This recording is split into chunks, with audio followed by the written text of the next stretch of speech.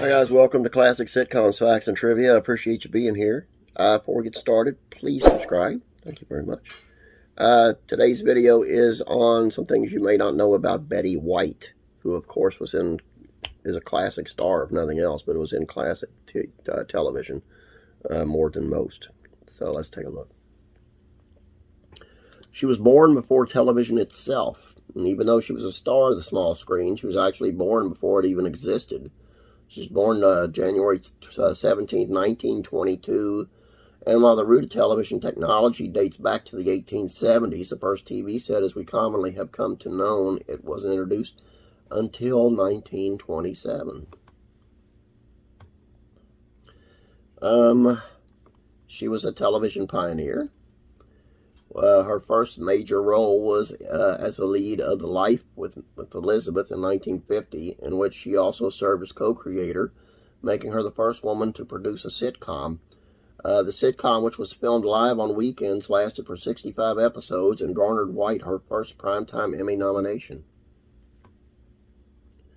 She was the oldest host of Saturday Night Live. On May 8th, 2010, she hosted Saturday Night Live at the age of 88 years old, making her the oldest person to ever host the late-night sketch series. The opportunity came about after an online petition favoring Betty White to host Saturday Night Live circulated the web and collected hundreds of thousands of signatures. You might recognize her voice. Among her impressive list of credits, the actress lent her voice to SpongeBob SquarePants, Toy Story 4, The Simpsons, King of the Hill, Wild Thornberrys, and more. She was a horror star. Although White was known for her comedy roles, she is also a horror critic on her resume, appearing in the campy cult classic Lake Placid in 1999. In the film, the Golden Girls star played Mrs. Dolores Brickerman, a widow who secretly takes care of a killer crocodile.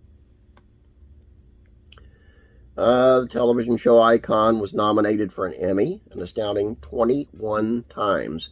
She took home the honor 5 times, twice as a supporting actress on Mary Tyler Moore Show, and once as lead actress in The Golden Girls in 1986, once as a guest actress on The John Larroquette Show in 1996, and once as a guest actress on Saturday Night Live in 2010. And while it's no surprise to hear that White was an Emmy winner for all her television efforts over the years, most don't realize she's also a Grammy-winning performer. White took home the Grammy in 2011 for her spoken word album, If You Ask Me. And of course you won't.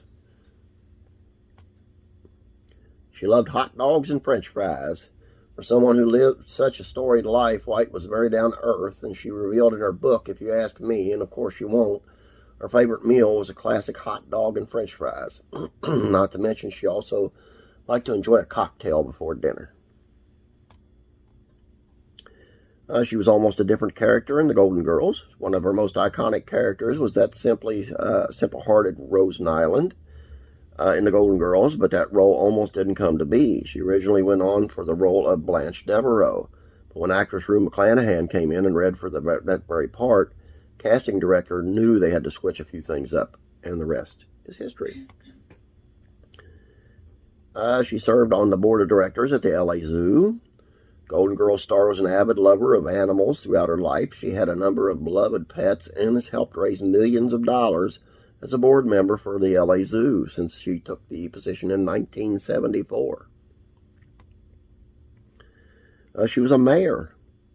After becoming the first woman in television to produce a sitcom, the star was bestowed an honorary title of the Mayor of Hollywood in 1955. Getting a star on the Hollywood Walk of Fame is a true sign that someone has officially made it, so it's no surprise to see that Betty White received her star back on August 1st, 1988. In a beautiful twist, her star is located next to that of her late husband, Alan Ludden's star. She was married 3 times, but had only one true love. She first tied the knot to Army pilot Dick Barker in 1945, then married Hollywood agent Lane Allen. But in 1949, the actress was single yet again, and in 1961, she appeared on the game show Password, where she met host Alan Ludden. After he proposed twice, she finally accepted, and they married in '63. Ludden's death of stomach cancer in '81, and White later revealed that she made 2 mistakes before Alan, but that love of your life doesn't come along in every life, so I'm very grateful that I found him. She has performed in front of Queen Elizabeth II. In '88, the cast of Golden Girls were invited to perform at the annual Royal Variety Performance at the London Palladium. Regarding the performance, White recalled, "It was very exciting. The Queen was very lovely. We were told not to address her unless we were addressed. She was up in a box, and she came down on stage after with Princess Anne." She twice passed on an offer to host the Today Show. In the early '70s, execs at the Today Show wanted White to be co-host in the morning program. However, the actress turned it down twice, mostly because she would have had to forfeit her beloved California lifestyle. She was no stranger to live TV. The star's first television gig was on a live variety show. It was live for 5.5 hours, 6 days a week.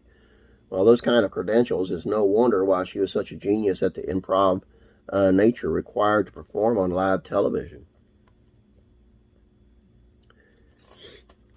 And that's it. Can you imagine 5.5 hours every day for 6 days a week on TV? That's crazy. I hope you enjoyed this. Appreciate you being here. Please subscribe. Don't forget to subscribe. And today is the last day of the contest. So we're going to give you the trivia question here. And then we'll be drawing out the winners on Monday.